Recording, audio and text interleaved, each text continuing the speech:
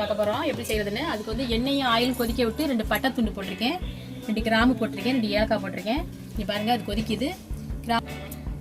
கிராம்பும் அந்த பட்டையும் வெடிச்சிருச்சு. நம்ம இப்போ வெங்காயம் போட்டுடலாம்.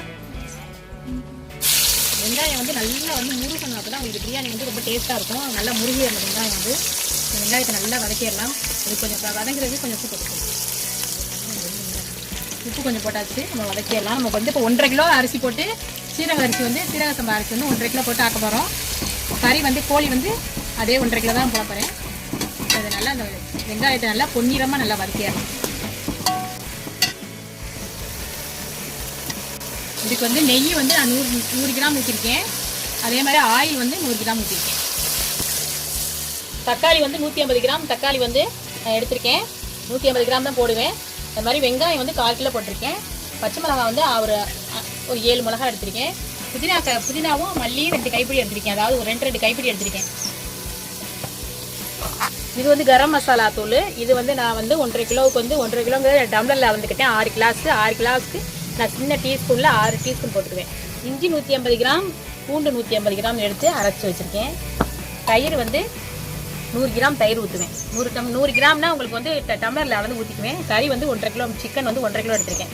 இங்கே பாருங்கள் லெக் பீஸை வந்து நாங்கள் 2ஆக வெட்டி எடுத்து வச்சுருக்கேன். இங்கே பாருங்கள் நல்லா கழுவிட்டு எடுத்து வச்சுருக்கேன். நீங்கள் மஞ்சள் தூள் போட்டு கழுவணும்னு அவசியம் இல்லை. இது வந்து நம்ம வந்து கழுவிட்டு போட்டால் மஞ்சள் தூள் போட்டால் பிரியாணி வந்து ஒரு கலர் மாதிரி ஆகிடும். அதனால் மஞ்சள் தூள் போட்டு நீங்கள் வந்து கழுவாதீங்க.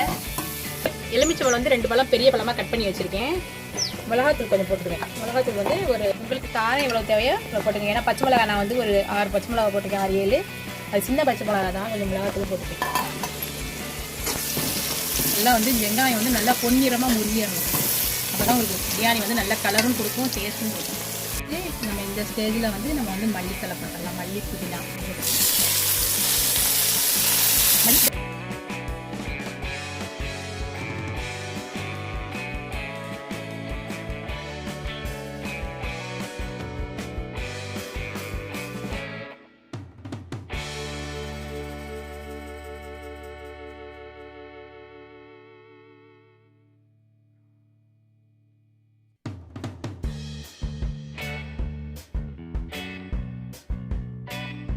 அடுத்து மிளகாத்தூள் போட்டுருவோம்.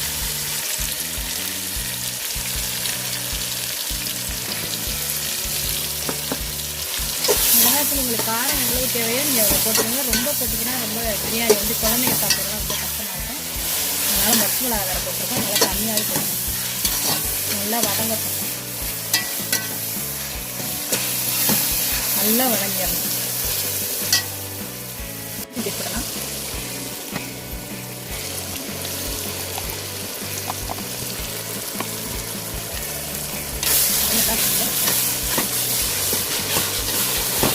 மசாலா போட்டோம்னா கரம் மசாலா வந்து நாங்கள் வீட்டிலே அரைச்சி வச்சுருக்கோம். இந்த பாருங்கள் இந்த மாதிரி ஸ்பூன் தான். இது நான் வந்து டம்ளரில் அளந்துப்பேன். ஒரு டம்ளருக்கு 1 ஸ்பூன் போடுவேன். இந்த அரிசிக்கு நான் 1 ஸ்பூன் போடுவேன்.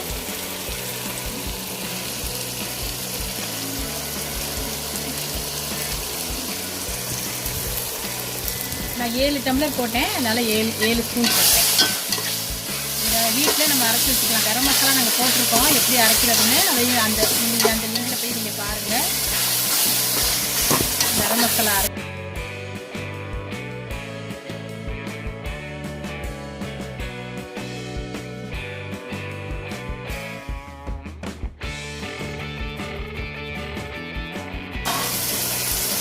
1.5 கிலோ சிக்கன், 1.5 கிலோ அரிசிக்கு 1.5 கிலோ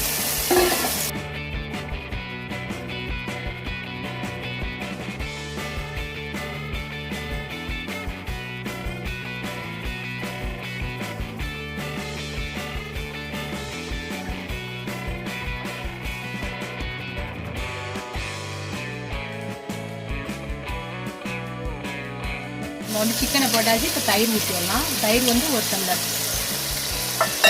100 கிராம் ஊற்றிக்கலாம்.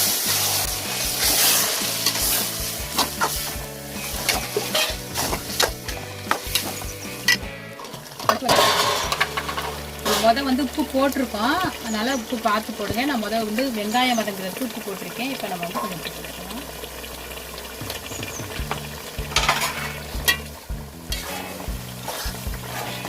கொஞ்சம் நேரம் வேக விடணும். மூடி இப்போ வந்து லெமன் ஊற்றிடலாம்.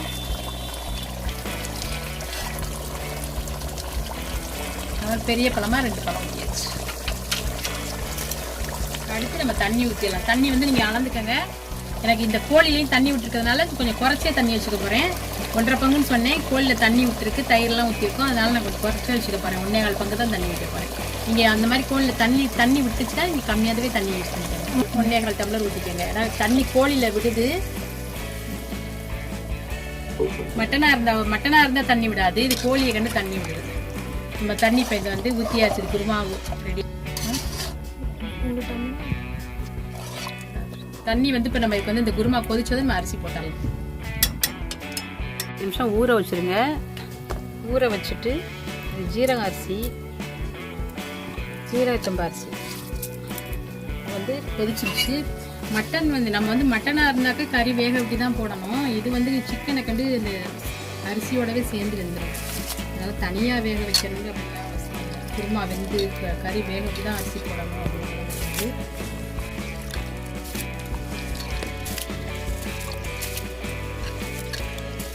அதுக்கு வந்து குறைச்சி வச்சுக்கணும்.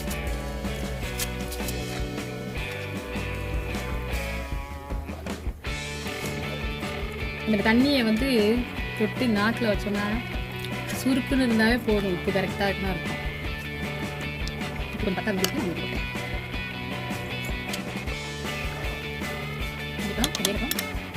வெந்ததும் மூடி போட்டோம்னா அடிக்கடி கிண்டி விட்டுக்கணும். ஏன்னா பிடிச்சிரும். அடிக்கடி கிண்டி விட்டுக்கணும். அடிக்கடி திறந்து நம்ம வந்து ஓப்பன் பண்ணி கிண்டிக்கிட்டே இருக்கணும். ஏன்னா பிடிச்சிரும். நல்லா தண்ணி வத்துறதும் தம் போட்டுடலாம். சோறு வந்து அரை வெக்காடு தண்ணி வற்றணும். கொஞ்சம் வேகணும்.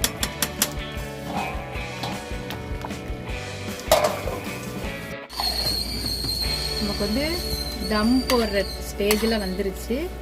நம்ம இப்போ வந்து கொஞ்சம் நெய் போட்டுக்கலாம்.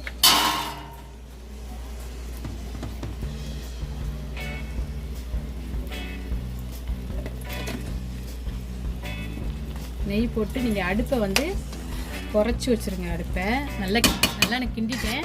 அடுப்பை வந்து நீங்கள் குறைச்சி வச்சுட்டு இல்லை ஒன்று தோசைக்கல், பழைய தோசைக்கல் இருந்தாலும் கீழே நீங்கள் போட்டுக்கோங்க. அடுப்பு கீழே இல்லைனாலும் அடுப்பை ரொம்ப கம்மியாக குறைச்சிருங்க. குறைச்சிட்டு மூடி போட்டாலாம்.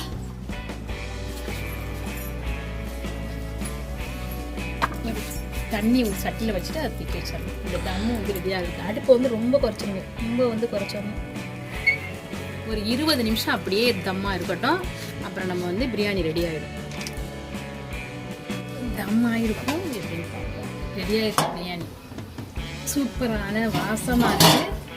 சூப்பரான ஹைதராபாத் சிக்கன் பிரியாணி நமக்கு ரெடி ஆகிடுச்சு. சூப்பர்.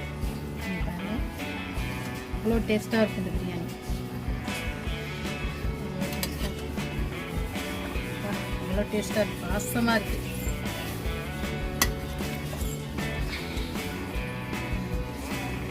சட்டி கரெக்டாக இருக்கிறதுனால